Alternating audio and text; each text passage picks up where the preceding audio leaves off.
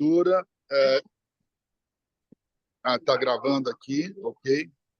Ex-coordenadora de pesquisa em feridas com medicina regenerativa, né, de Indaiatuba. E você vai apresentar tratamento de feridas com medicina regenerativa. Pode compartilhar a tela, por favor? Tá dando para ver? Agora sim. Estamos vendo. Joia. Quando vocês quiserem que eu comece, estão me ouvindo bem o som? Muito bem. Quando quiser que eu comece, é só falar.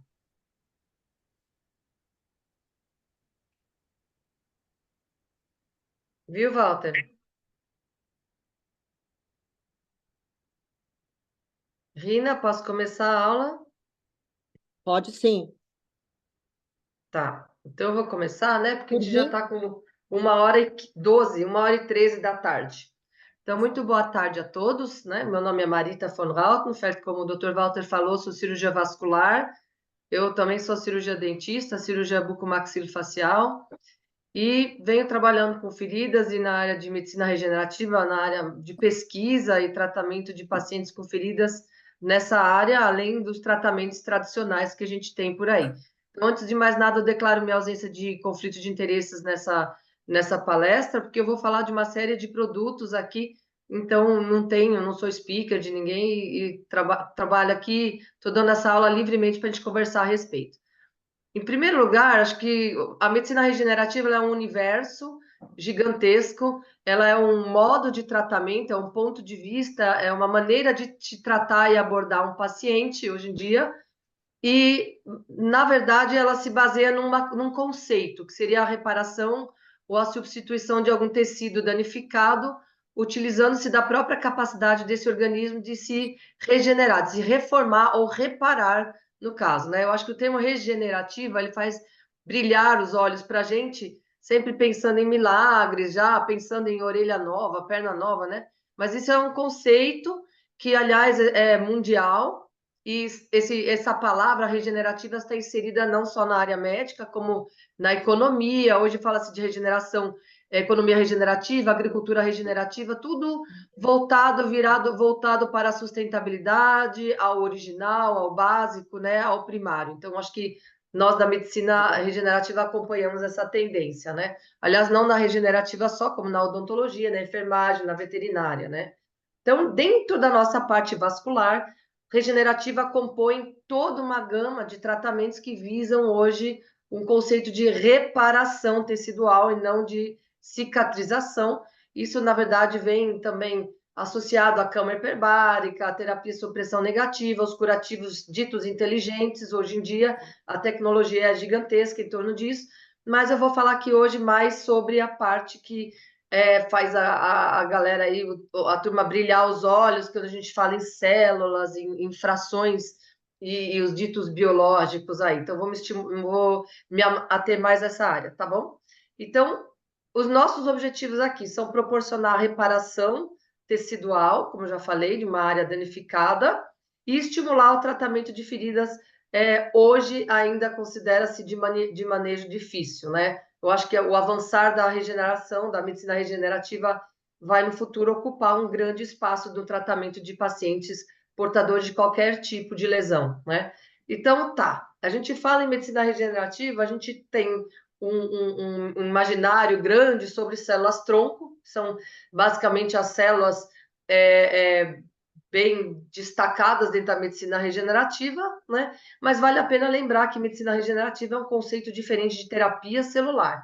Então, a terapia celular, ela é o cultivo das células. A gente colhe célula, cultiva e transforma isso em outros tecidos. Isso realmente a Anvisa ainda não reconhece aqui no Brasil como terapêutica clínica para a gente. Mas a medicina regenerativa, ela já vem sendo lenta e progressivamente a gente tem conseguido alguns avanços aqui, a gente vai falar mais tarde.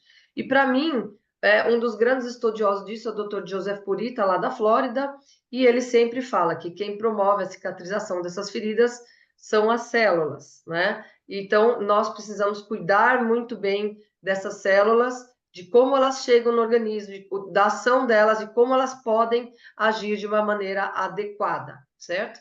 Então, quando a gente fala de células aqui, principalmente células-tronco, essas células-tronco representam um universo, elas não é milagroso, uma célula-tronco não se transforma em qualquer coisa, nós temos vários tipos de célula-tronco nos baseando no potencial de diferenciação delas, e para nós, aqui na vascular, no quesito tratamento de feridas, de reparação de tecidos, nos interessa as chamadas multipotentes, elas têm a capacidade de se diferenciar em vários tipos celulares diferentes, desde que de um mesmo folheto embrionário, né? Então, vocês podem ver aqui que tem vários tipos de células-tronco nessa capacidade de diferenciação. Mas, para nós sabermos aqui, nós temos principalmente as células-tronco, que nós chamamos de células mesenquimais, por algumas características que elas têm no cordão umbilical, na polpa dentária, no fígado fetal, na medula óssea, né? E no tecido adiposo. Então a gente não precisa ficar preocupado com banco de tecidos de cordão umbilical, polpa dentária do dente descido.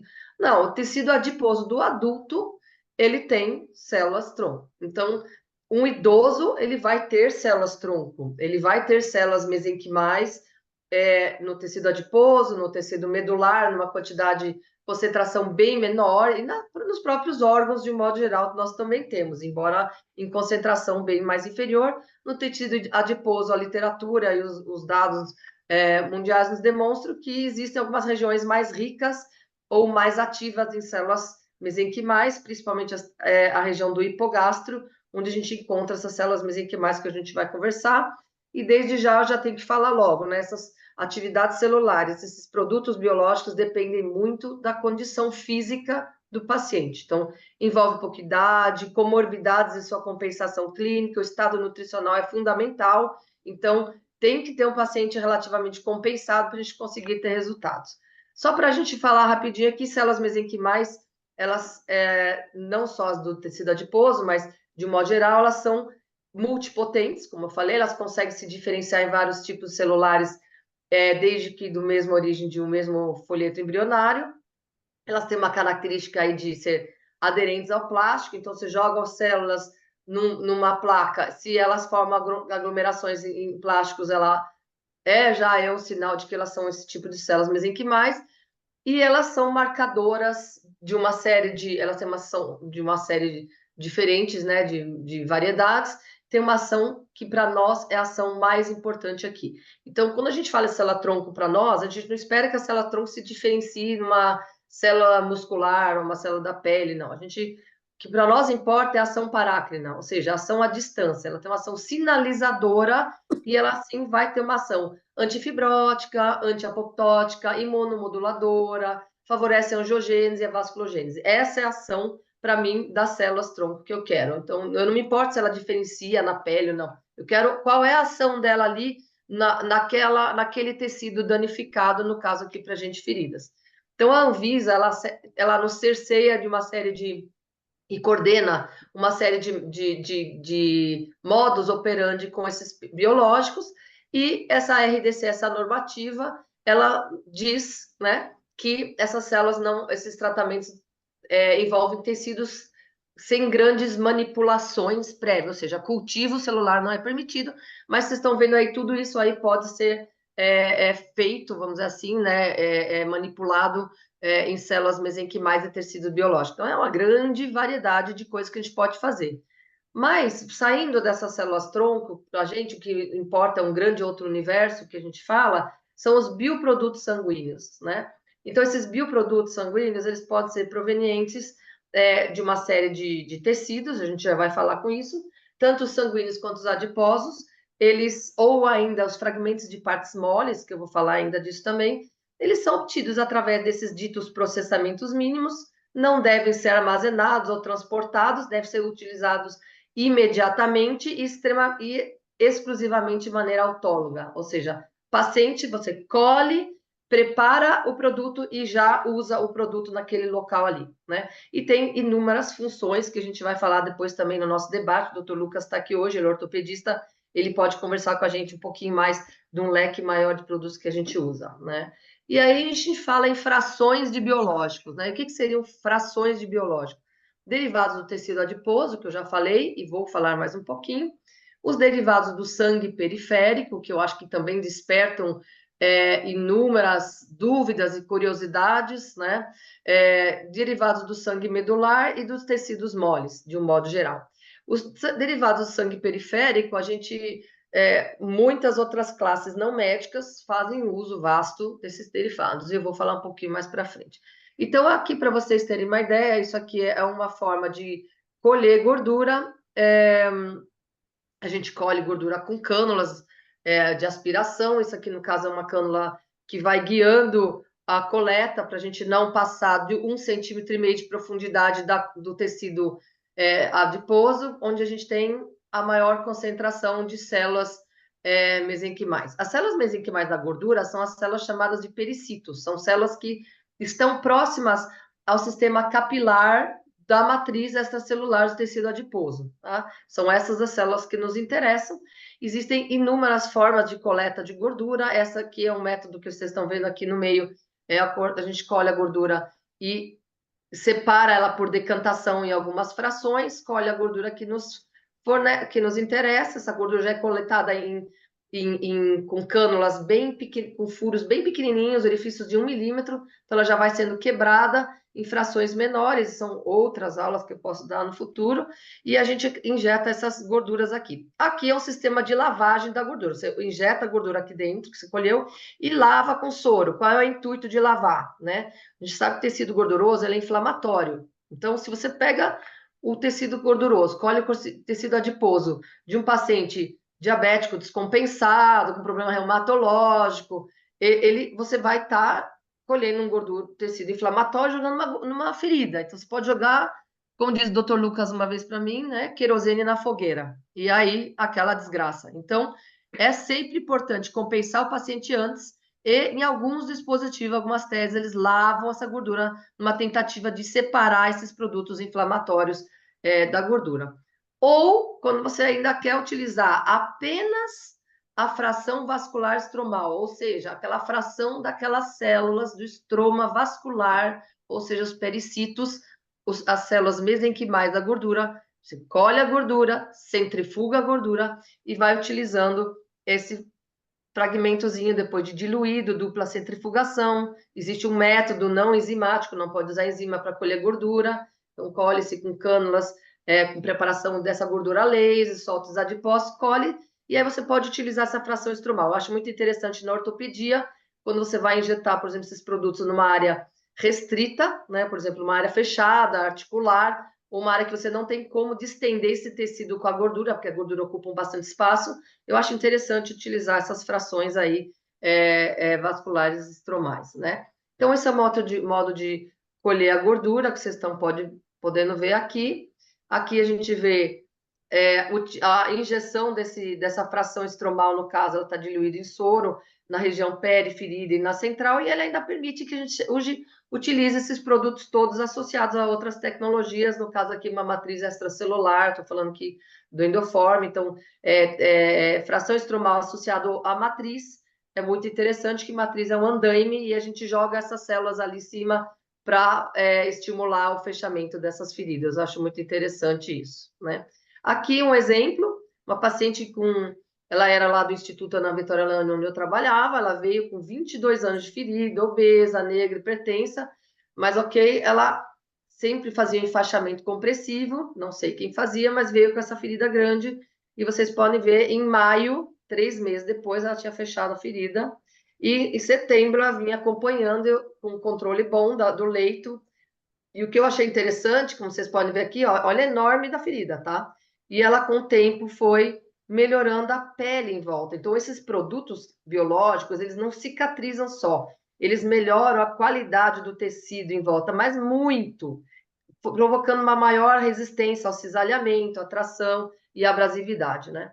Isso aqui é um exemplo também, é um paciente que o Dr. Liude operou, um pé diabético, um extenso desbridamento, que vocês podem ver aí, uma lesão gigantesca, e esse é o resultado final, depois do uso da gordura né? No caso aqui foi utilizado a gordura bruta, né? Só decantada na técnica Ceficare. E olhem a qualidade do tecido. Olha a lesão aqui e a qualidade do tecido depois desse pé. Não parece nem que foi operado desse jeito, né? Então, a gente tem inúmeros resultados legais aqui com gordura, né? Mas tem que se observar sempre a condição do paciente.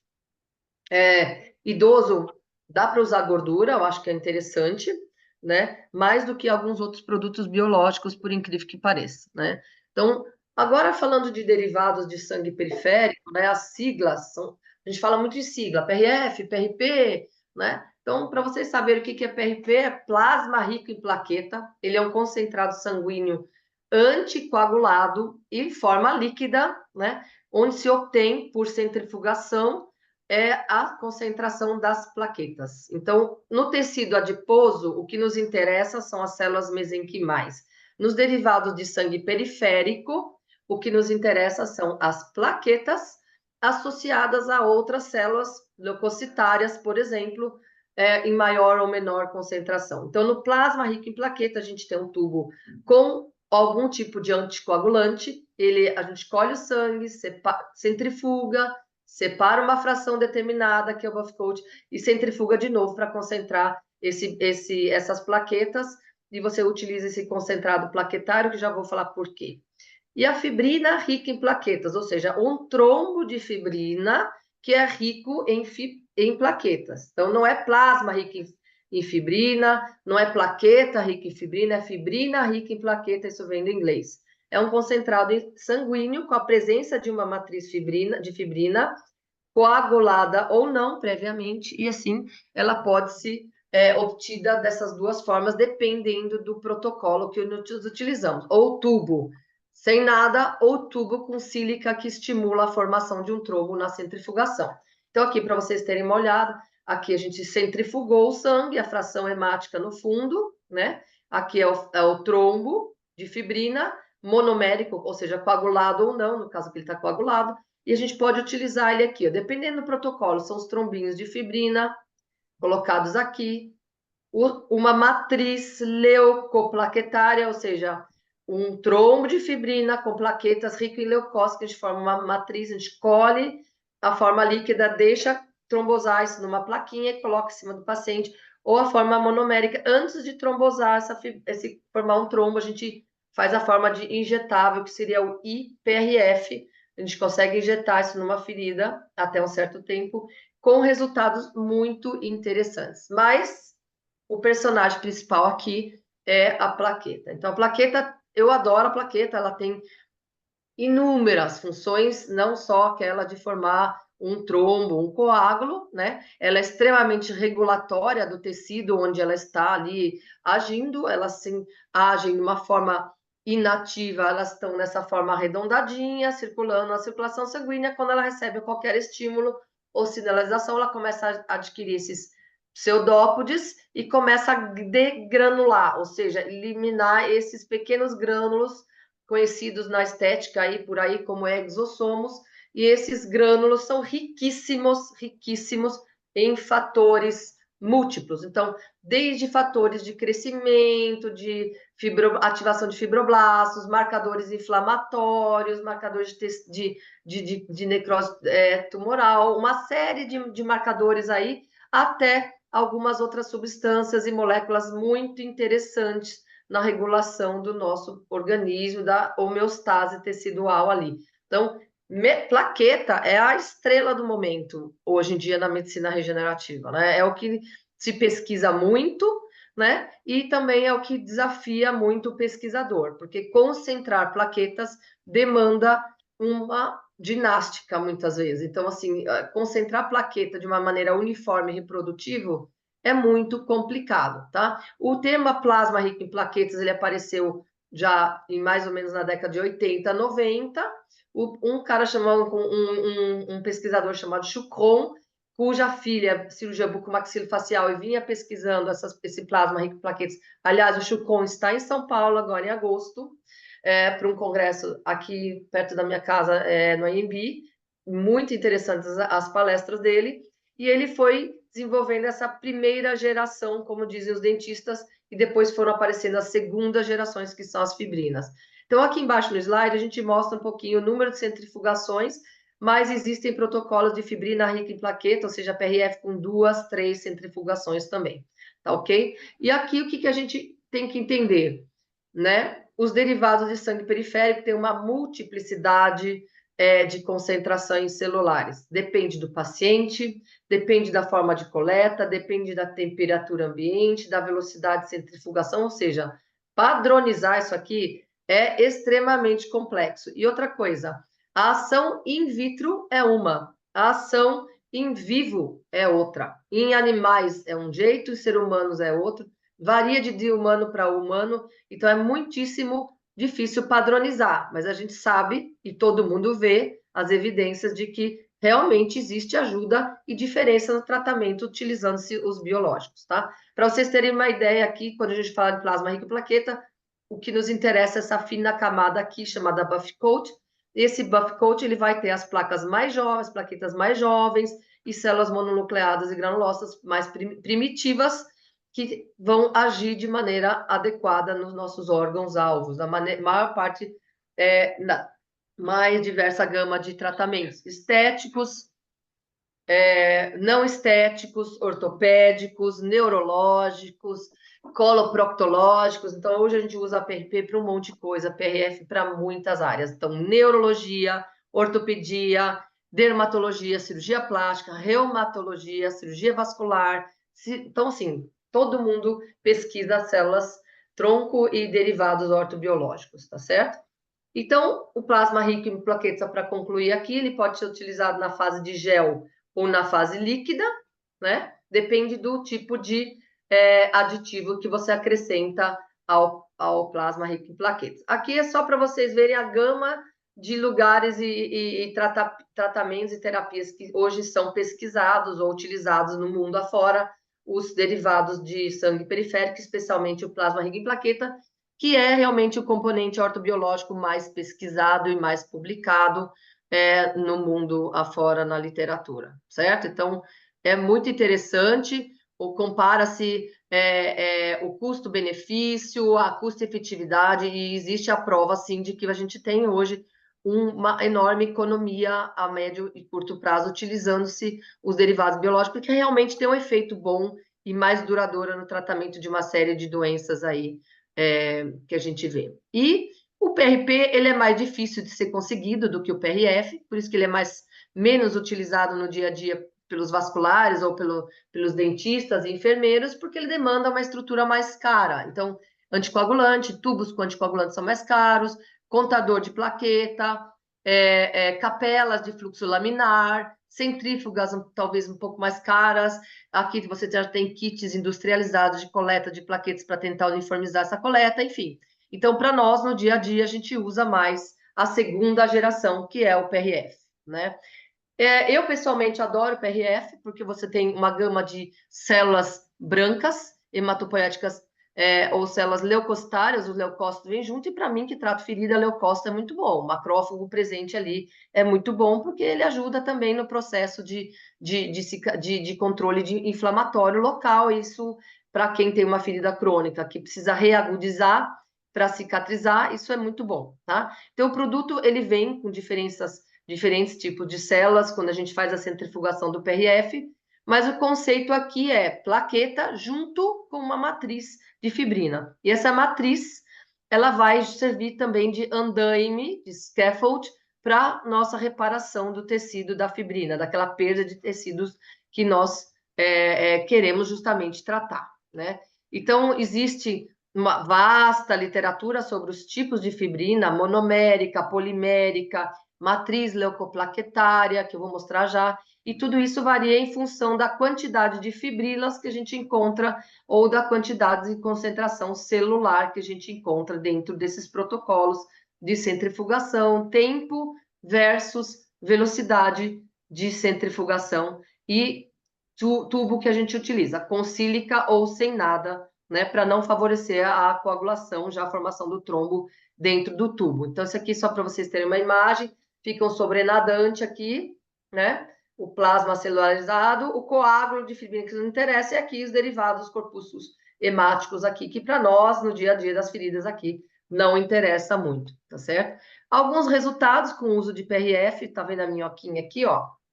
Eu, pessoalmente, não uso mais ela assim, eu comprimo ela um pouco, eu dou uma dessorada nela para não ficar escorregando e caindo, mas, ó, fevereiro, maio, tá? Ah, mas não é milagroso. Não, não é. E aqui também veio junto uma compressão venosa, uma compressão aqui da perna da paciente, mas a gente vinha fazendo compressão dessa paciente previamente, esperando ela compensar um pouquinho do ponto de vista hipotireoidismo, que estava bem descompensado, e ela não vinha tendo muitos resultados, mesmo com compressão, tá? Ela estava muito arrastado, deu um salto evolutivo mesmo na utilização do PRF para ela.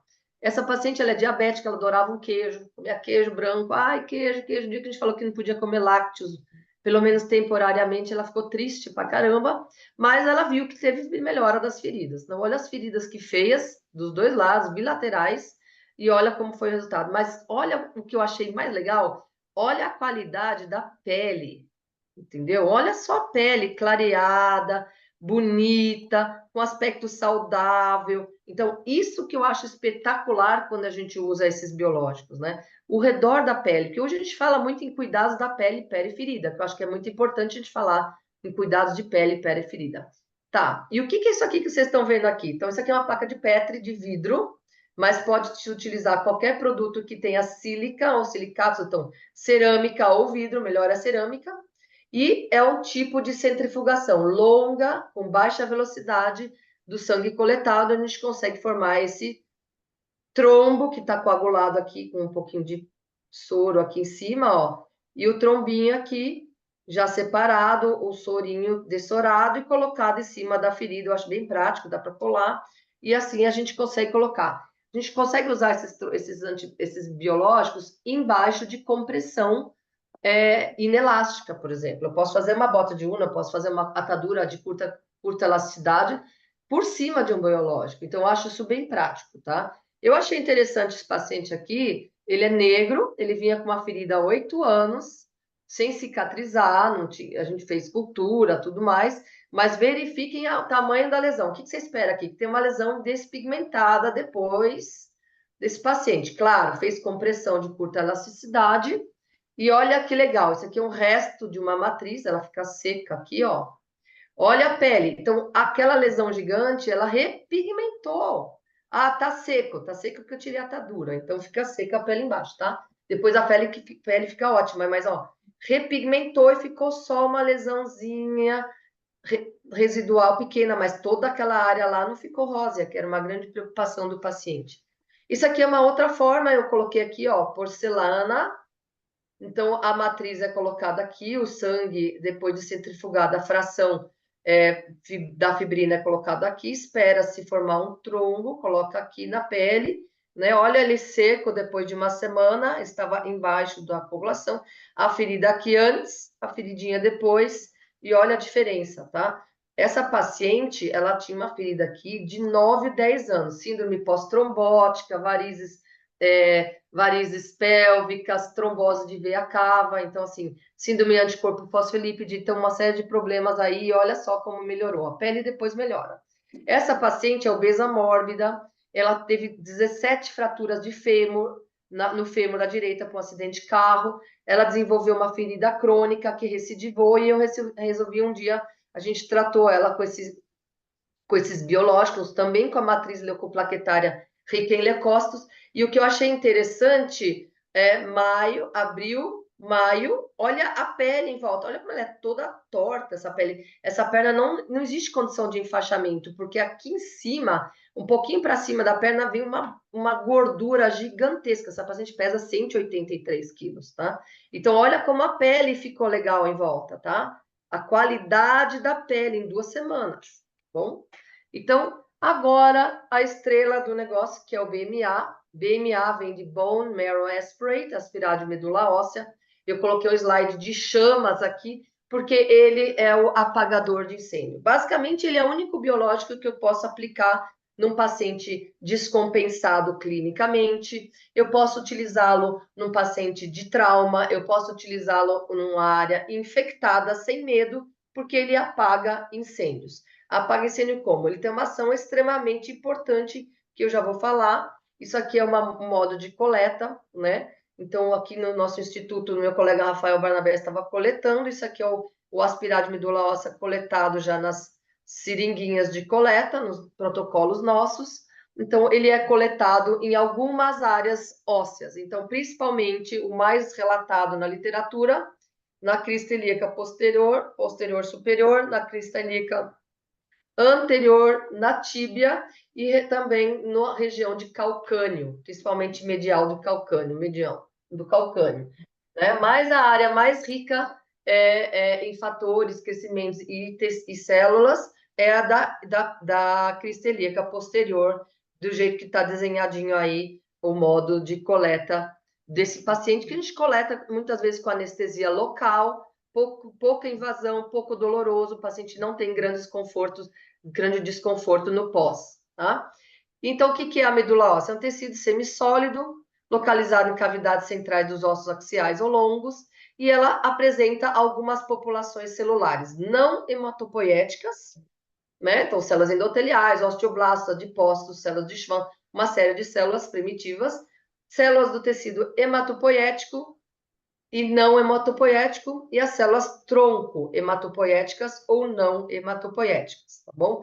Então, tudo que você precisa para ajudar uma ferida ou uma articulação doente ou uma lesão doente, você tem no aspirar de medula óssea, com uma vantagem, né? O sangue periférico e o sangue gorduroso, o tecido gorduroso, ele vem com uma enorme gama de fatores inflamatórios. Na medula, a gente não tem esses fatores inflamatórios ativos. Então, ele não é um tecido inflamado, ele é um tecido puro, né? Então, esta é a enorme vantagem, por isso que a gente pode utilizar em infecção, em ferida, em paciente descompensado, o paciente está com muita dor, está todo descompensado, eu posso fazer um aspirado de medula óssea, teoricamente, e aplicar esse aspirado ali justamente para fazer essa modulação da inflamação até eu compensar o paciente. O pico de ação celular e dos fatores do aspirado de medula óssea, talvez o Lucas fale um pouco mais disso no nosso debate, é em torno de 21 dias, então a gente faz uma aplicação mensal, tá mais do que bom. Mas lembrar que quando eu uso bone marrow aspirate, ou seja, o aspirado de medula óssea, eu não estou pensando necessariamente em usar células mesenquimais, a não ser quando eu concentro esse aspirado através de centrifugação e faço o famoso BMAC. Aí eu tenho uma concentração celular. Mas na medida bruta, sem centrifugação, o que eu quero do aspirado de medula óssea é os fatores, a linhagem não celular, que são todos os fatores imunomoduladores, ativadores, analgésicos, etc. Então, ele é um produto que vai anti-inflamar e é um produto que vai inflamar, de acordo com a nossa necessidade e a necessidade do leito ali do paciente. Então, principalmente, né, o efeito parácrino, mais uma vez, sinalizador, através, sim, das células tronco mesenquimais, muito embora a concentração seja baixa, mas a ação imunomoduladora. Então, a gente tem paciente que chega tomando metadona, oxicodona, por feridas enormes, né? E você faz uma aplicação de BMA e em menos de 24 horas o paciente não está tomando nem dipirona. Isso é incrível, isso não é mentira, não é mentira. A gente teve uma paciente de 94 anos com uma ferida gigantesca e ela veio com muita dor. Eu não consegui cicatrizar a ferida dela, ela faleceu 1 mês e meio depois por outras complicações, ela teve uma pneumonia e tal, mas do dia que a gente aplicou até o dia do falecimento dela, ela não teve mais dor na perna. E a família veio nos agradecer porque a paciente teve tempo para viver sem sofrimento e sem dor nos últimos dias dela, e isso foi muito gratificante para mim, tá? Então, ele pode, voltando aqui, o aspirado de medula óssea pode ser aplicado de forma natura, ele pode ser aplicado em forma de coágulo, líquido, concentrado, ou ainda misturado com alguns analgésicos, anti-inflamatórios, ácido hialurônico, depende do que a gente quer, tá? Mas, principalmente para mim, é o efeito imunomodulador, ativador de cicatrização, controlador de infecção. Se você injeta ou põe em tópico, no dia seguinte você já vê uma melhora absurda do quadro infeccioso e o efeito analgésico, tá? Isso aqui é um exemplo, a gente está concluindo já, uma erisipela bolhosa com fascite necrotizante, que deu entrada no hospital para mim, e olha vocês vendo o tecido final, olha a perna aqui em cima, o tecido final dessa necrose que foi necrosando. Olha como esse paciente hoje, ele corre, ele anda, ele tem uma vida normal, ele compensatória. Esse é um paciente que a gente tratou lá também, ele é paciente do meu consultório, ele veio de outro serviço, desse jeito, com indicação para amputar o pé, a colega não quis que amputasse o pé, mas no hospital dela não tinha como fazer, ela mandou para mim, eu encaminhei para a gente tratar melhor lá no centro de pesquisas, isso aqui foi 6 meses depois, né? Associado matriz com BMA, aplicações mensais, né? E por fim, agora, para falar um pouquinho que a gente não precisa só colher sangue, medula, a gente pode colher fragmentos, eu não tenho conflito de interesse aqui com cirurgiã, fragmentos de cartilagem, que é muito utilizado na ortopedia, fragmentos de pele, couro cabeludo, utilizado na dermato, tá bom? Onde a gente colhe esses fragmentozinhos com punch. A gente pega esses pedacinhos, submete ele, ó, coleta lá com punchzinho dermato, submete ele a uma centrifugação. Então, esse aparelhinho aqui vai centrifugar, vai fragmentar, na verdade, esse aparelhinho nessa espécie de raladorzinho aqui, dilui com soro e vocês podem ver aqui, ó, o ralar, né, a desfragmentação do tecido e depois a gente injeta nas feridas para tratamento. Isso é uma opção que a gente tem, né? Mas depende dessa tecnologia, ao contrário dos serviços, dos produtos de sangue derivados, são fáceis. Você vai lá, colhe, põe na centrífuga, que não é tão caro assim, faz o seu trombo e utiliza no paciente com enormes resultados. Lembrando, para concluir, que nada como o preparo do paciente. Se você quiser um solo fértil, onde nasça muita coisa, onde você quer resultados, você precisa buscar a saúde do paciente, que passa pela famosa microbiota intestinal, que hoje está tão em voga, pelo equilíbrio metabólico, pelo controle das comorbidades, tá bom? E por que não, pelo controle também da parte emocional do paciente. Então, a gente tem que cuidar do paciente como um todo, e eu acho que a regenerativa veio para chamar atenção nisso, que nós somos médicos e cuidamos do paciente como um todo, e não cuidamos da ferida, tá? Ou da artrose, ou da artrite, nós cuidamos do paciente. E eu acho que isso vale muito como lembrança, né? E para concluir, as terapias que eu falei aqui, elas não são milagrosas, existem várias feridas e vários tratamentos que a gente vê que não tem sucesso apenas com essas regenerativas, né? Você fala, pô, mas se eu trato o paciente, corrige a comorbidade, dou comida para ele, suplemento, é óbvio que ele vai cicatrizar. Às vezes não é óbvio. Às vezes é óbvio, mas às vezes não é óbvio. Então, assim, uma coisa não elimina a outra, né? E uma coisa complementa o outro. Você compensar um paciente já é o tratamento regenerativo, já é melhorar o funcionamento natural da fisiologia do paciente, né? Isso faz parte do tratamento, isso não é frescura, né? Então, como todos os tratamentos, eles têm indicação, têm contraindicação, necessitam de diagnóstico, de linha de tratamento, de prognóstico e acompanhamento, tá? Mas tem uma vantagem, não são alergênicos, são bem seguros, não transmitem doenças, porque são autólogos, e têm demonstrado um excelente custo-efetividade, isso já está na literatura bem fundamentado. Os efeitos analgésicos e moduladores da inflamação são os principais fatores, na minha opinião, aqui, voltados para a ferida, tá legal? E eles destravam também uma série de mecanismos da reparação tecidual, como nenhum produto a gente tem visto, né? Então, existe uma grande discussão na plástica, na área da estética, para estímulo de colágeno, renovação, rejuvenescimento, crescimento capilar, que você não vê em outros produtos, como nos produtos biológicos autólogos do paciente, né? Pô, dele mesmo, do próprio paciente, né? Mas ainda carecem de um reconhecimento do nosso Conselho Federal de Medicina como prática terapêutica, lenta e progressivamente, eu acho que nós vamos chegar a esse ponto, porque no mundo inteiro esses produtos já são reconhecidos e trazem benefícios para os pacientes, e por que não aqui no Brasil? Isso também, eu acho que com o tempo vai aparecer. Eu gostaria de agradecer ao convite, a confiança, que estão meus dados, estou aberta aqui ao debate com a Rina, com o Dr. Lucas. Muito obrigada, Rina. Bom, obrigado, doutora Marita, aí pela apresentação, parabéns. Eu vou chamar já, acho que os debatedores, né, para a gente poder pegar esse restinho do tempo para debater. Eu queria passar a palavra para a Rina, né, que a doutora Marita até já citou, já convocou, né, a Rina Maria Pereira Porta, cirurgiã vascular, companheira nossa lá do Hospital das Clínicas, cirurgião vascular também do Hospital Sírio-Libanês, doutora pela Faculdade de Medicina da USP. Rina, você quer começar o debate? Depois eu chamo o Lucas.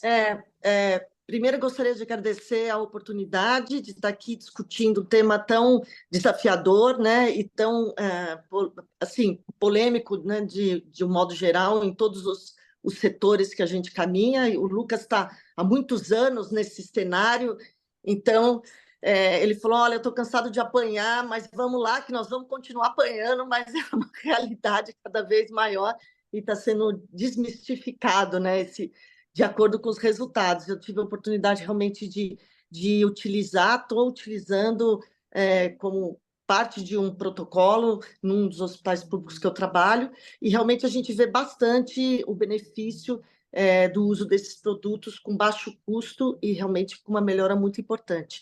O que eu queria perguntar para a Marita, que ela falou meio en passant, assim, é que se o uso, como ela disse, que a regeneração, na verdade, ela não é um cultivo de células, né? Na verdade, é diferente isso, a terapia regenerativa do cultivo de células. E o que a gente vê também é que vários, por exemplo, estímulo da fototerapia, o uso de ondas de choque, tudo isso acaba agregando no estímulo da celularidade e na cicatrização. Então, eu queria perguntar se a associação dessas terapias não celulares também acaba beneficiando, se tem alguma contraindicação. Você chegou a falar de contraindicação, mas não disse quais são as contraindicações. A gente sempre pensa que, frente à infecção ou a parte aguda, principalmente no pé diabético, né, que no paciente com diabetes, que a gente fica né, bem assustado em dizer que você vai injetar uma gordura, ou uma gordura não, uma celularidade que é colhida da medula óssea. Então, eu queria saber de você se essas outras terapias nos ajudam e potencializa, principalmente no paciente que está ruim. E aproveitar também, depois, saber do Lucas, como a Marita falou, em termos de preparo do solo, que seria o preparo do paciente, porque muitas vezes a gente vê as pessoas acabando crucificando uma terapia porque não tem o trabalho ou a dedicação de realmente saber qual é a indicação, quando usa uma coisa, quando usa outra, quando se trifuga ou não. Quando eu vou aspirar a medula, a gente sabe que as células da medula acabam sendo diminuídas com o envelhecimento dos pacientes, né, que não acontece na célula da gordura, né, as células mesenquimais. Então, eu queria que a Marita falasse rapidinho sobre isso. Obrigado, Zerati, pela oportunidade. Então, vamos lá, vou tentar responder tudo aqui. Em relação a contraindicações, tá? A maioria das contraindicações são relativas, então fala assim em contraindicação de pacientes gestantes, ok, todo mundo pisa em ovos com gestantes, na verdade. Fala-se em contraindicação relativa em pacientes oncológicos, mas, por exemplo, o aspirado de medula óssea, eu acho que a gente poderia utilizar, né? Muito bem, o paciente oncológico ele é imunocomprometido, então o que eu tenho visto que em pacientes oncológicos a resposta aos produtos biológicos ela é bem reduzida, né? Os pacientes não respondem milagrosamente, como nada é milagroso, eles têm certas complicações também, não respondem tão bem. Mas no quesito infecção, especificamente falando do aspirado de medula óssea, ele é espetacular, né? Muito bom. Você pega escaras sacrais, daquele aspecto horroroso, biofilme, esfacelos, aplica aspirado de medula óssea, uma semana depois ele está limpo, ele está muito bom, né? Então, eu acho que essa é uma das respostas que eu poderia dar a você. Em relação aos curativos, associação de terapias. Eu acho que toda associação de terapia, ela é bem-vinda desde que você conheça a associação. Então, assim, não há motivo para acumular associação, por exemplo, ozônio mais laser, mais fotodinâmica, mais biológica. Você vai matar um ou outro e acaba exagerando a produção de radicais livres, espécies reativas de oxigênio, você acaba bloqueando os sistemas, e daí você acaba achando que o produto não funciona, né? Então, eu acho que a utilização de associações terapêuticas, e eu uso muito o laser de baixa potência, alta potência, a luz pulsada aqui, eu uso fototerapia dinâmica quando tem infecção, e aí eu pondero bem o que eu vou utilizar. Talvez eu utilize um, depois outro. Eu acho assim, luz, terapia de choque associada a biológicos, eu acho que sempre é bom. Laser sempre dá certo, o estímulo de laser, desde que em baixa dose, baixa fluência, sempre vai ajudar o paciente a estimular essas células biológicas que você está acrescentando, certo? Eu acho, então, tem que saber o que você está fazendo, tem que conhecer as células, tem que conhecer o produto. Por que eu vou usar um PRP, né? Um concentrado de plaqueta? Porque não me interessa os leucócitos, as outras células que vêm junto numa fibrina, não me interessa o trombo de fibrina ali. Por que eu vou usar um PRF? Uma fibrina? Porque me interessa o trombo de fibrina ali. Então, uma das coisas muito legais para a gente pensar em ferida vem com esfacelos, então essa medicina regenerativa, ela mudou um pouco o conceito de desbridamento, muito embora ainda haja em todos os critérios e as diretrizes, desbridar. Mas na medida em que você coloca um trombo de fibrina em cima de uma ferida cheia de esfacelos, esse mecanismo de fibrinólise, ele ajuda a desbridar a ferida. Então, você acaba desbridando de maneira química essa ferida e muitas vezes não precisa desbridar cirurgicamente. Então, eu acho que veio isso para nos renovar nesse sentido, né? Tem mais uma pergunta que você me falou, Rina, que eu esqueci agora. Não, acho que você falou tudo. Só a única coisa, assim, é no paciente anticoagulado, né? Que é uma realidade nossa, se teria alguma contraindicação. Tá. Paciente anticoagulado. Bom, paciente antiagregado, para mim, já não é contraindicação para nada. A gente faz, inclusive, aspirar de medula óssea, né? Quando a gente. Isso é um debate já foi palestra, motivo de palestra, de reuniões lá no centro de pesquisa onde eu trabalhava. A anticoagulação, ela, evidentemente, ela prejudica a formação do trombo de fibrina, da fibrina, do PRF, né? Então, você não tem muito a formação de um trombo. Mas eu tenho pacientes que, por exemplo, usam rivaroxabana em dose profilática, ou 10 miligramas, que formam um trombo de fibrina na centrifugação, entendeu? Forma menos, mas forma. Então, talvez um anticoagulado pleno eu não utilizaria, porque eu tenho que injetar o produto, às vezes, lá na ferida e vai provocar um sangramento, o risco de hematoma maior. Aí a gente tem que fazer esse controle, esse manejo adequado. Tá? Obrigado. Agora, Obrigado, o Lucas. Obrigado, Marita. Acho que a gente podia chamar, então, passar a palavra para o Lucas, né? Dr. Lucas Leite Ribeiro, ortopedista e traumatologista, médico do esporte e membro do grupo de medicina regenerativa e reparativa da Universidade Federal de São Paulo, né? Obrigado, Lucas, pela presença. A palavra é sua aí para estimular o debate. Obrigado por ter aceito o convite. Obrigado, doutor Antônio, doutora Rina, Marida, doutor André, pelo convite, colega de consultório aqui. Fico muito contente e honrado de estar aqui com vocês. Na questão que a doutora Rina falou do preparo do solo, que a gente chama, isso já na ortopedia está bem divulgado, nada mais é do que o preparo clínico do paciente, nos quesitos fundamentais, para que a gente consiga uma tríade, né? Eu quero um indivíduo melhor no seu potencial, cicatricial ou regenerativo, presença ou ausência de fibroblasto, então eu quero um indivíduo melhor. E pensar também que eu quero a região a qual eu vou tratar, seja uma ferida, um joelho artrósico, uma tendinopatia, eu quero aquela região melhor, menos inflamada, com menos ácido úrico, com mais citocinas reparadoras, menos citocinas lesivas. E se eu pensar, para fechar a tríade, numa terapia regenerativa, que eu vou usar sangue periférico, medula ou gordura, eu preciso de um tecido melhor, que vai virar um produto terapêutico. Porque quando a gente fala das terapias regenerativas, nós estamos usando um tecido, sangue, gordura ou medula óssea, para transformar ele num produto, centrifugando ou não, colocando anticoagulante ou não, para voltar para o paciente como um produto terapêutico. Então, quanto melhor o meu tecido, melhor será o meu produto. Então, se o meu sangue periférico, um exemplo simples, está com 9 de ácido úrico, e eu centrifugar esse sangue, centrifugar esse ácido úrico, e voltar para dentro de uma articulação, voltar para dentro de um tendão, eu provavelmente estou piorando esse tendão. Então, o preparo do paciente, no ponto de vista ácido úrico, glicemia, metilação B12, citocinas inflamatórias, enfim, esse preparo do paciente, que inclui pelo menos 18 grandes tópicos, é fundamental para agir nos três, no tripé: paciente, local doente e doação de um tecido que vai virar um produto. Esse é o foco do preparo do solo. Então, preparar o paciente pelo menos 30 dias antes do uso de uma terapia regenerativa seria o ideal.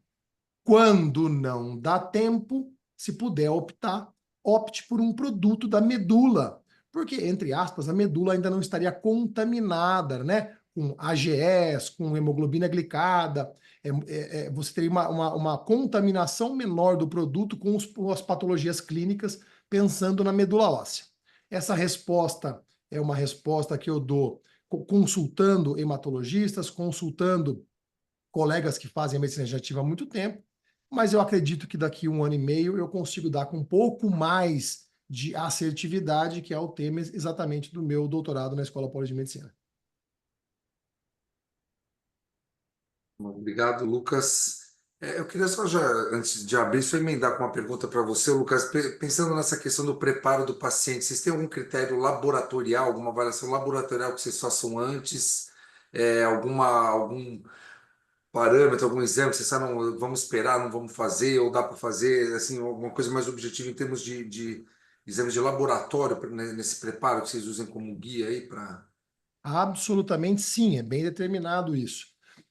Então, eu vou falar os alvos. Obviamente, quanto mais próximo dele, melhor. A hemoglobina glicosilada, nós estamos glicando e nós estamos formando a AGE com a hemoglobina glicada acima de 5,4. Então, óbvio, pacientes diabéticos que vêm com 9, 10, não importa. A gente tem que buscar o 5,4. Tá? Isso eu falo para terapia regenerativa e eu falo para preparo pré-operatório meu. Eu sou cirurgião de quadril e joelho. Então, quando eu vou preparar um paciente eletivamente para uma cirurgia, eu busco insulina abaixo de 6, hemoglobina glicosilada abaixo de 5,4. Eu busco homocisteína abaixo de 8, certo? B12 acima de 550. Vitamina D acima de 40, com paratormônio entre 20 e 30. Se possível, dentro de todas as indicações, que a mulher tenha um mínimo de testosterona total de 20 e um homem um mínimo de 350. E que o T3 livre esteja igual ou superior a 0,31 nos pacientes que podem manter um T3 livre acima de 0,31 com todas as contraindicações de acelerar muito a tireoide, que bate muito com o preparo de uma paciente que vai fazer uma fecundação in vitro. O professor Lúcio Vilar tem um quadro interessante do livro dele, endocrinologista, excelente endocrinologista. Eles querem que o TSH esteja abaixo de 2,5 quando vai se fazer uma fecundação in vitro, porque o hipotireoidismo, mesmo que subclínico, diminui a efetividade da fecundação. A perda é muito maior. E a atividade metabólica tireoidiana, teoricamente máxima, seguraria mais. A gente sabe que em pacientes idosos e cardiopatas não dá para fazer isso. Mas nos pacientes que podem otimizar essa função tireoidiana, é interessante. E avaliar o grau de hidratação do paciente, que ele consuma 40 ml por quilograma dia, óbvio, função renal normal, né?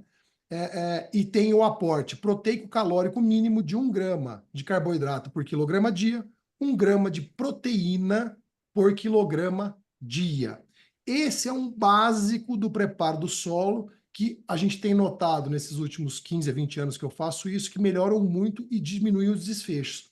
O JBJS, na ortopedia, a mais importante revista ortopédica, fez uma revisão agora de 90.130 próteses de quadril e joelho feitas. E o principal complicador é a glicemia alta e a hemoglobina glicosilada, então eles sugerem um trabalho agora de 24, que a gente coloque como pré-operatório a avaliação de insulina e da hemoglobina glicosilada. Ótimo. Obrigado, Lucas. Bom, no chat a gente tem os comentários só parabenizando a apresentação da doutora Marita. Não sei se tem alguém que tem alguma pergunta, algum questionamento. Bom, oi, pessoal, obrigado. Primeiro, obrigado por terem aceito o convite. Desculpa, logo no comecinho eu estava preso no trânsito, pedi para o Zerati e para o Walter abrirem a reunião. São meus colegas de núcleo, estão sempre aí para ajudar. Mas eu peguei uma boa parte da aula, parabéns, Marita, acho que a gente tem muito para aprender. É um assunto que eu sei, sabidamente seria controverso e sabidamente vai gerar muita dúvida, talvez muita gente ainda acanhada de perguntar pelo desconhecimento da, da, dessa área da medicina, que eu acho que vai crescer, não temos dúvida disso. Ela vai contribuir para tratar os nossos pacientes, mas acho que a gente ainda está aprendendo, a grande maioria dos profissionais está aprendendo e vai ter que descobrir qual é o lugar disso, né? Eu acho que é o que a Rina colocou. Tem contraindicações, vamos citar, tem indicações, tem aquele doente que não vai adiantar porque ele tem outras coisas em que o solo dele não é fértil para isso, né? Então, tá doente francamente isquêmico, quer dizer, tudo isso eu acho que a gente tem que aprender e colocar a medicina regenerativa e reparativa no espaço dela e para ela poder ajudar o máximo possível. Agora, dentro da sua aula, eu vi uma expressão que eu acho que a gente podia desenvolver um pouquinho, porque foi o que me deixou um pouco curioso, né? A primeira expressão que você usou, depois você modificou ela, foi a Anvisa nos cerceia. Depois isso virou para uma outra colocação. Vou deixar também, se possível, aberto para o Eliud. Eu vi que ele está aqui, está enobrecendo a nossa reunião. Se eu soubesse que ele tinha essa disponibilidade, eu já tinha até pedido para ele debater também. Mas eu acho muito importante que a gente discuta isso um pouquinho, porque muitos de nós vão atuar no ambiente hospitalar. Daí vem esse outro questionamento, que é o preparo desses materiais dentro do ambiente hospitalar. Quer dizer, como que isso vai ser permitido ou não, porque se a gente não tem aprovação da Anvisa, certas coisas não vão ser permitidas no ambiente hospitalar. Isso é muito simples. E que nem ozonioterapia. Eu não estou entrando no mérito de funciona ou não funciona, só estou dizendo que é uma coisa, é um complicador para a gente viabilizar esse tratamento. E a outra coisa, eu devolvo, quando a gente está fora do ambiente hospitalar, quais são os cuidados que a gente vai ter no preparo, na aparelhagem que a gente tem, no cuidado com esterilidade, com não contaminação, por outras coisas, ainda que não seja só esterilidade, mas contaminação com outros materiais que podem vir no seu tubo de coleta, na sua centrífuga. Quer dizer, onde está essa padronização, né, para que a gente garanta a segurança desse tratamento? Porque, com certeza, ele tem pontos fracos, né? Não tem só pontos fortes. Eu gostaria de ouvir isso de você, do Lucas. O Lucas está em outra área, então não enfrenta isquemia, né? Enfrenta o idoso, né? Enfrenta a idade, enfrenta o diabético, mas a isquemia clara não, que a gente enfrenta. O Eliud, que também, como eu disse, está aqui engrandecendo a nossa reunião, se puder também dar um palpite a esse respeito. Obrigado, Maria. Tá. Seguinte, então, vamos lá. Eu acho que o grande barato, vamos dizer assim, desses produtos é a utilização extra-hospitalar, né? A não necessidade, a princípio, de você ter que levar um paciente a um centro cirúrgico. Então, hoje, na própria vascular aqui, nós estamos vivendo uma época de outpatient, né? De buscar procedimentos no consultório, tá? Quem pode faz uma sala de procedimentos dentro claro, das regras de vigilância e tudo mais, para fazer procedimentos extra-hospitalares. E eu acho que a medicina regenerativa, nesse sentido, contra tanto curativos tradicionais, que também demandam medidas de higiene, esterilidade, os cuidados com o paciente, controle com infecção cruzada, inclusive quando a gente tem outros pacientes em atendimento, tanto quanto os biológicos. Todos demandam atenção, protocolização, regra, programação e repetitividade ou reprodutibilidade de um método, né? Então, eu acho que isso são grandes portas para deshospitalizar um paciente, desonerar os tratamentos do paciente hoje em dia, na medida em que hoje tratamentos intra-hospitalares são bem mais custosos para pacientes. E a gente tem uma população enorme de pacientes hoje que não tem mais acesso aos grandes hospitais com essa quebra grande de acesso a convênios, a seguradoras, com hospitais melhores. Eu vivo isso aqui no meu consultório, onde eu sou procurada para tratamento de feridas, com pacientes que antes tinham acesso a grandes hospitais, hoje em dia depende do SUS. Então, se você tem uma estrutura mínima de sala de procedimento dentro da legislação da sua Secretaria de Saúde, porque isso varia de município para município, e você tem condição de atender o paciente com os padrões de higiene, limpeza, então, utilização de material, luvas, eventualmente campo, a centrifugação tem que ter, a centrífuga tem que obrigar a ter padrões de limpeza, de higienização e cuidados, isso é muito bem conhecido já hoje, autoclave ou não, então, assim, eu acho que isso vem, a gente, doutor Stensoro, nós aqui como médicos vasculares não estamos muito habituados a esse meio, mas eu venho da odontologia, por exemplo. A odontologia, ela faz PRF, PRP há 20 anos, né? E muito bem estabelecido, com índice de infecção baixíssimo, né? Então, como? Método de higiene. Qualquer consultório odontológico, hoje em dia, é um consultório cirúrgico, onde a gente faz extrações dentárias, cirurgias periodontais, e também o tratamento com uso de biológicos. Então, eu acho que isso é bem prático. Isso é uma grande vantagem desse universo biológico. Eu acho que o permitir acesso menos custoso de uma maneira bem efetiva, com baixo risco à população, né? Em relação a cercear, vamos dizer assim, é um termo um pouco infeliz, mas realmente as regras da Anvisa, elas são bem restritivas, em relação aos biológicos. Eu entendo essa face, porque existe muito a ser discutido em termos de padronização, efetividade, conhecimento. Ela é uma instituição bem rigorosa com os procedimentos, tem sua credibilidade, né? Mas internacionalmente são produtos muito bem reconhecidos e muito bem já evidenciados na literatura. Nós temos mais de 141 mil artigos publicados sobre derivados de sangue periférico, né? Então, o fato de não poder cultivar células, para mim, nós, vasculares mortais aqui, cultivar células não é uma realidade também, e eu acho que não é uma necessidade, mas talvez algumas áreas sejam uma grande ferramenta, então isso é uma limitação.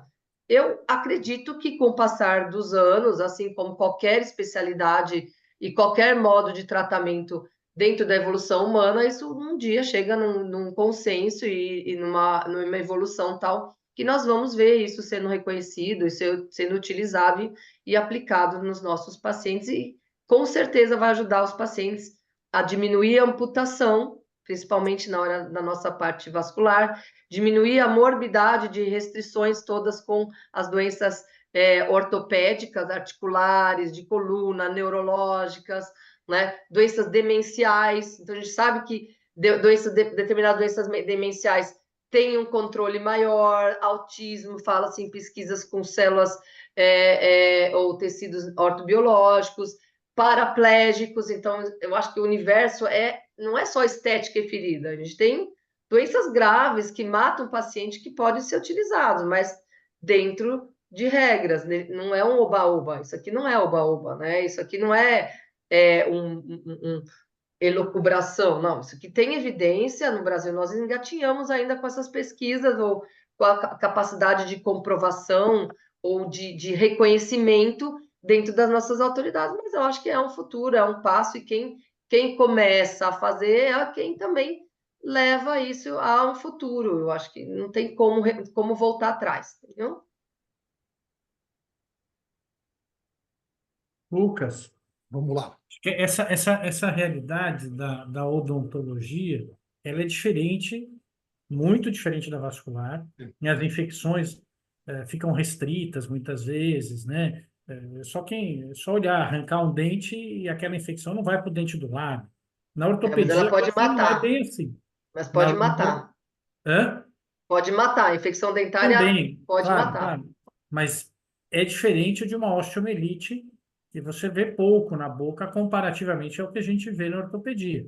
Eu não sei, eu estou perguntando para o Lucas, como ortopedista, como é que ele vê esse uso extra-hospitalar, e para ele talvez seja mais, seria muito útil intra-hospitalar. Se é uma região, é uma situação em que ele não está amparado, esse é o medo. Não estou dizendo que está errado ou que está certo, é uma pergunta mesmo. Porque a gente Uhum. vai usar dentro de instituições que aí sim, por motivos A, B ou C, vão te cercear. Vai falar, não, aqui não pode isso, aqui não pode aquilo. Então, só que é um armamentário que a gente precisa dispor, por isso que eu Sim. perguntei. André, a pergunta é excelente. Então, primeira coisa, vamos falar da segurança, né? A primeira coisa super importante. Então, hoje, vamos pensar, implantes de gordura, né? Você tem que fazer tirar um pequeno enxerto de gordura, que você pode tirar com cânulas normais ou com radiofrequência ou com uma lipoaspiração a laser, tá? 40 ml de gordura é uma quantidade muito pouca, é retirada de enxerto, nem é considerada lipoaspiração. Feita no centro cirúrgico, com o mesmo risco de contaminação de um procedimento de lipoaspiração da cirurgia plástica, mas num volume menor e num tempo mais curto, em torno de 10 minutos é retirada desse enxerto. Esse é o risco. Retirada de medula óssea. Absolutamente é como a hematologia faz há décadas, foi prêmio Nobel, retirada de medula óssea para transplante de medula óssea. É uma agulha de Jamshid que entra na medula com os mesmos riscos que deve ser feito num ambiente controlado, com os mesmos riscos da retirada de medula óssea que existe da hematologia. Tá? E os produtos do sangue periférico? Aí sim. Então, você vai tirar o sangue e você tem os kits de centrifugação única fechados. Que a chance é a mesma da gente abrir uma ampola de Diprospan, aspirar e ter uma infecção. Tem que ter o mesmo cuidado e de preparo de pele, obviamente, da sala que vai ser colocado. Quando a gente pensa nos produtos de centrifugação dupla, eu vou ter que tirar de um tubo e colocar em outro. Pronto, o sistema ficou aberto. A partir desse momento, tem que ser feito dentro de uma capela de fluxo laminar, com todos os cuidados que a capela tem que ter de asepsia, limpeza, por um profissional gabaritado. Então, toda vez que a gente pensar na dupla centrifugação, eu preciso de um ambiente melhor, realmente pensando em consultório. Num ambiente hospitalar que é feito no hemocentro, o hemocentro já tem todos esses cuidados, porque já faz isso para hematologia. O controle é muito maior, tá? E isso já é muito bem padronizado, doutor André, que nós temos os centros de medicina regenerativa já funcionando na parte clínica, não mais científica, no Hospital for Special Surgery, Clínica Mayo, Harvard, Stanford, Clínica Charité na Alemanha, na Espanha, na França, no Japão. Todos esses países fazem. Os Estados Unidos tem mais de 1.700 centros de implante celular. Não estamos nem falando em sangue periférico e medula, estamos falando gordura, célula-tronco mesenquimal. São mais de 1.700 centros. Então, tem já uma regulamentação mundial desses cuidados e tem que ter mesmo. E a partir do momento que fóruns e pessoas sérias, como estão aqui nessa sala, puxam para si esse tema, sai da mão de terceiros que às vezes estão fazendo de maneira errônea e vão colher os resultados piores. Lógico, complicações teremos, mas são esses fóruns que tem que acontecer. Por quê? Um alerta que eu faço há 5 anos dentro da SBOT, e agora tenho essa oportunidade de falar aqui. Há 5 anos eu avisei a SBOT que outras áreas médicas, sem demérito nenhum, de área nenhuma, fariam. E que, quando alguém me pergunta, pode fazer ortobiológico no Brasil? Está liberado? Eu falo, sim, está liberado. Pode fazer tudo isso que nós falamos aqui, só não pode médico. Fisioterapeuta está liberado, o dentista estão liberados, os biomédicos e os enfermeiros já solicitaram a liberação para eles para a prática clínica, só não pode médico. Então, Enfermeiro conseguiu no Distrito Federal, né? Então, a partir do momento que a medicina puxa para si como ato médico isso, já começa a colocar ordem. Eu pego hoje pacientes com complicação de infiltração de outras especialidades e que estão liberados. Eu não posso nem falar, olha, por que você fez com ele? Porque ele pode e eu não. Então é isso. Então é bem estabelecido já o resultado. E uma coisa, me prolongando um pouco e peço perdão, para desmistificar um pouco e para entender. Então, os produtos do sangue periférico nada mais fazem do que mimetizar um coágulo. Quando a gente corta a pele, faz um coágulo, faz uma tela de fibrina, o alfa-glânulo plaquetário vai lá e libera os seus fatores de crescimento e faz homing celular. O que nós estamos fazendo? Pegando um pouquinho de sangue, centrifugando, separando o plasma das células vermelhas, já com os alfa-glânulos abertos e colocando na região, dando um estímulo maior. Quando a gente pensa na medula óssea, é um calo fraturário. Quando o fêmur quebra, a gente tem técnicas cirúrgicas hoje para não abordar o foco cirúrgico, não pôr mais placa, colocar uma haste para preservar o coágulo de uma fratura, porque ele é potencialmente cicatricial. Isso é o aspirado de medula. E do ponto de vista isquêmico, doutor André, olha que interessante. A concentração do plasma tem de 3 a 5 vezes mais VEGF, né? O PRP tem 3 a 5 vezes mais VEGF que o sangue periférico.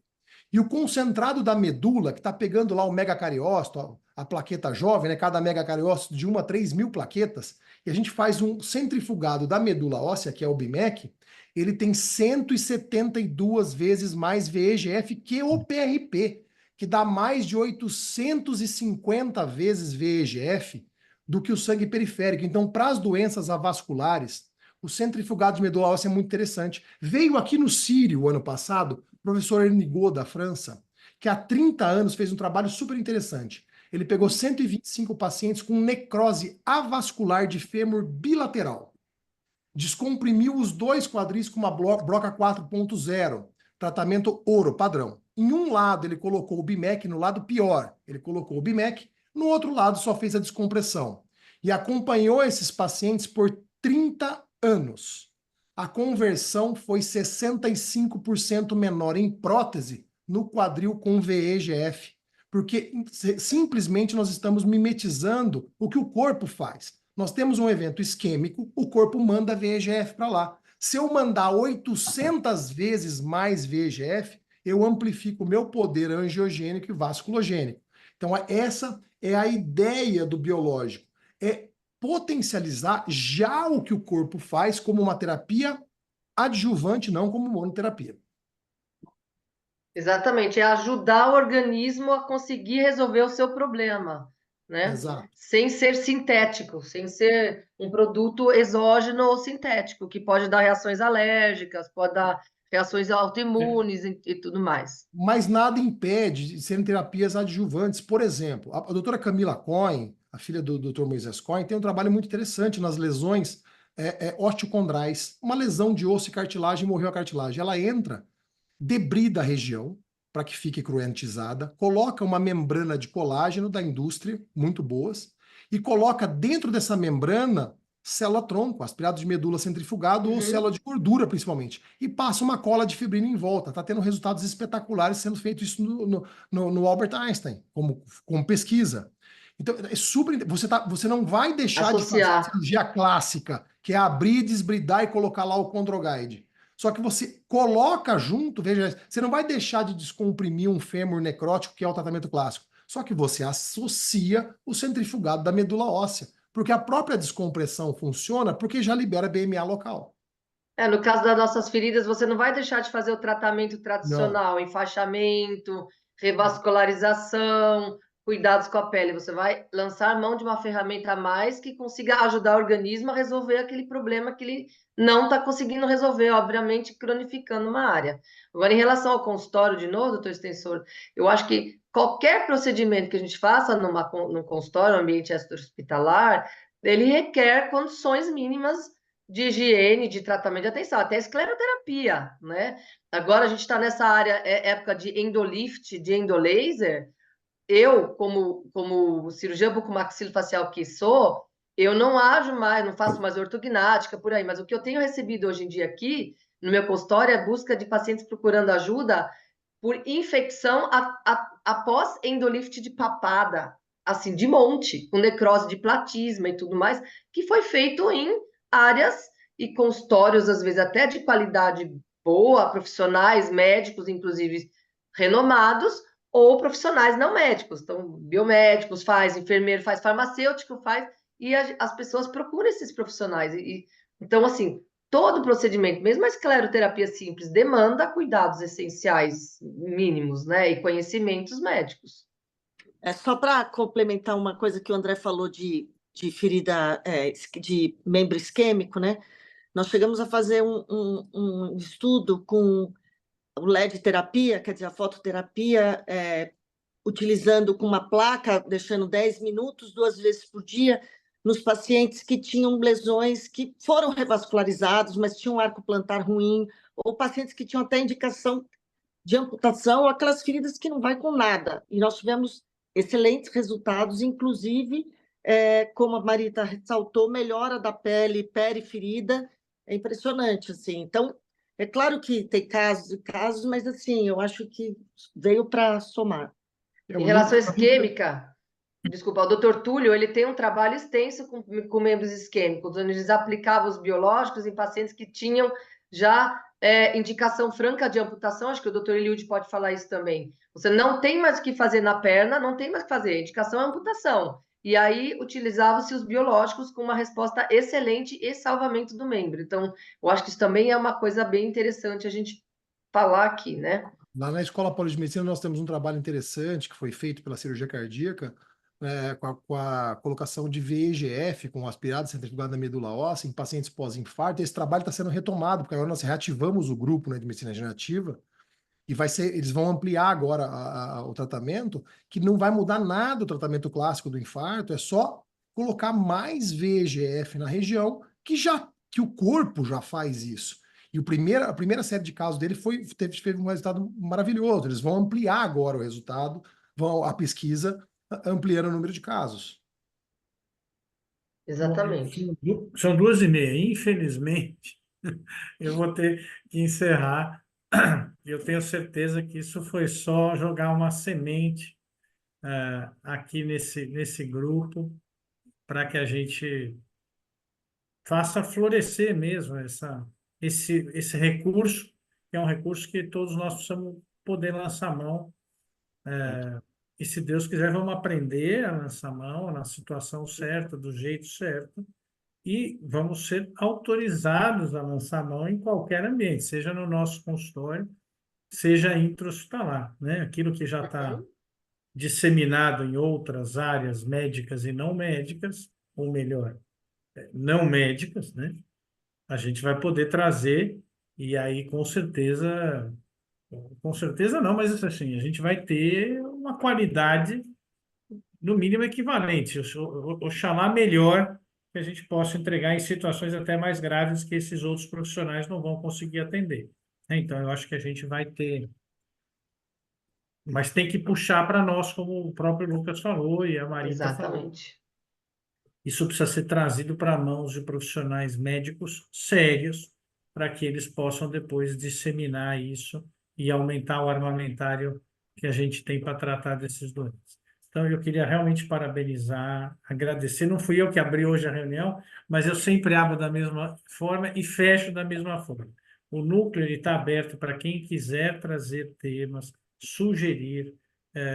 Ele é exatamente para isso, para fomentar essa discussão entre nós, de uma forma bastante democrática e aberta. Então, essas reuniões acontecem sempre nas últimas quartas-feiras do mês, de todos os meses. Às vezes eu pulo uma que é Natal, ou talvez essa, porque até pensei que era muito perto do brasileiro, vai ter um curso de medicina regenerativa lá, então talvez ficasse repetitivo, mas eu não quis abrir mão. Mas ela acontece e está aberta a todos os colegas. Então, eu queria agradecer quem puder contribuir, se quiser trazer caso, o que for de interesse da comunidade que a gente está aqui para atender e aprender. Então, é só mandar para a gente. As palestras, de forma habitual, eu disponibilizo depois no YouTube. É só procurar o NAVE HSL no YouTube, que vocês vão encontrar essas palestras já gravadas. Essa, em breve, as anteriores já estão lá. Queria agradecer de novo e colocar, então, o núcleo à disposição de todos. Muito obrigada pelo convite e pela confiança de me ceder esse espaço hoje para falar aqui. Muito obrigada. Tchau, pessoal. Tchau. Até a próxima. Obrigada. Até.